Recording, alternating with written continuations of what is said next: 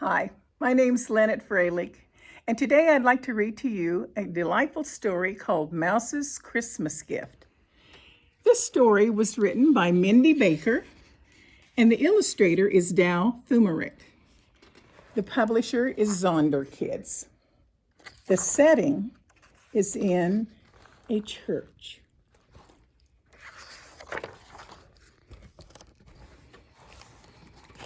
Mouse shivered in the drafty sanctuary of the church. The room looked bleak and bare. Where was Parson? Mouse scurried over to Parson's empty study and glanced at the calendar. December 23rd. Something wasn't right.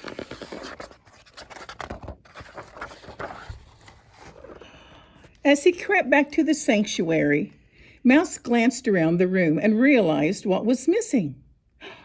In the storage closet, he burrowed through the boxes, searching until he found the right one. Could he arrange the delicate figurines? Pulling and prodding, lugging and lifting, Mouse worked until he finished the job. When he was done, sweet baby Jesus slept in the manger, and beside him stood Joseph and Mary, God's faithful servants. And there was the magnificent angel that announced the greatest message of joy the earth would ever know. The lowly shepherds and sheep chosen to hear and spread the good news were there. And last but not least, the wise men from the east who followed the star and brought gifts to the King of Kings. But something still did not feel right. Where would Parson be? Mouse ducked through the crack in the wall. He raced through his tunnels until his wet nose poked into the small living quarters in the back of his church. Parson, your fever is worse, said his wife as she brushed her hand across his forehead. Parson began to cough. I guess I have no choice, he mumbled as he pulled the quilt over his thin, shivering frame. Mouse watched Parson's wife nail a note to the door of the old church. Christmas Eve service canceled. Mouse's tail drooped. Parson had never canceled a Christmas Eve service before. Mouse had to do something. But what? Back to the boxes. He tripped and fell on something hard and made of wax. He had an idea. Max set a sturdy candle in the window of the old church and lit its wick. The glow filled the room. But would anyone see it? That night, Mouse stared at the nativity in the soft glow of the candlelight as he drifted off to sleep. Across town, Alexander Stevens peered out his window into the starry night. The streets of the village looked deserted. The decorations stayed tucked away. Grim and worried villagers repeated the phrase, "No money for Christmas." Alexander sighed. Did it really take money to celebrate Christmas? In the distance, he saw the silhouette of the old church, its strong steeple pointing to heaven. He blinked, then blinked again. Was that a light in the window? While his parents slept, Alexander stepped softly out into the crisp air and gathered pine branches and holly, forming a circle.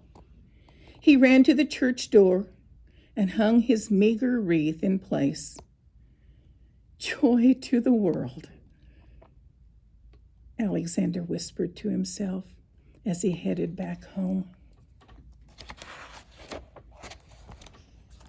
The next day, Lizzie Jenkins noticed Alexander's wreath on the door of the church. She pointed and said to her sister, That pine tree looks bare, standing next to the wreath. Let's tie our hair ribbons on its branches to decorate it for Christmas." And from his forge, the blacksmith watched hair ribbons, quilting squares, and scraps of fabric appear on the tree as many passersby stopped to add to decoration. He began to heat and shape a piece of scrap metal into a shining star. When the blacksmith thought no one was looking, he carried a ladder over and set the star in its place. Out her window, Widow Bartholomew's eyes studied the blacksmith as he placed the star on top of the tree. A smile crept onto her face. She looked in her cupboard and she spotted that jar of strawberry jam she had saved for a special occasion. Then she set to baking bread. That night, on Christmas Eve, a small group of villagers gathered in front of the darkened church. Mouse peered out the window and his heart began to pound. They came! He raced up the door frame and unlocked the latch. The townspeople talked and whispered in front of the church. "It's been a while since I've been to church." "Well, where's Parson and his wife? I think he's been ill." And they tried the door and found it unlocked. "I could light a fire in the stove," said the blacksmith. "I've brought my bread and strawberry jam to share," added Widow Bartholomew. The villagers sat in the pews and looked at each other. What next? "Well, we have our voices," said Mrs. Stevens. So they began to sing. "Oh, holy night, the stars are brightly shining. It is the night of our dear Savior's birth." And they sang and sang. Parson heard the music from his bed. What was going on? He wrapped himself in his quilt and walked to the door, his wife following behind. As they entered the chapel, someone began reading from the Bible. Luke chapter 2. In those days, Caesar Augustus issued a decree that a census should be taken of the entire Roman world. Parson sat down in a pew and stared. Why had the people come? Who set up the nativity? Had he left the church unlocked? He closed his eyes and listened. "I bring you good news that will cause great joy for all the people. Today, in the town of David, a Savior has been born to you.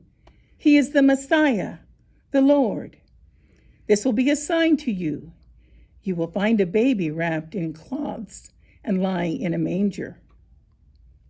Parson smiled. Good news of great joy. The baby Jesus is the Savior for all people. He fills our greatest need. Mouse watched from his home in the wall, a smile on his face. He nibbled a bit of bread and strawberry jam. Christmas Eve. All was well.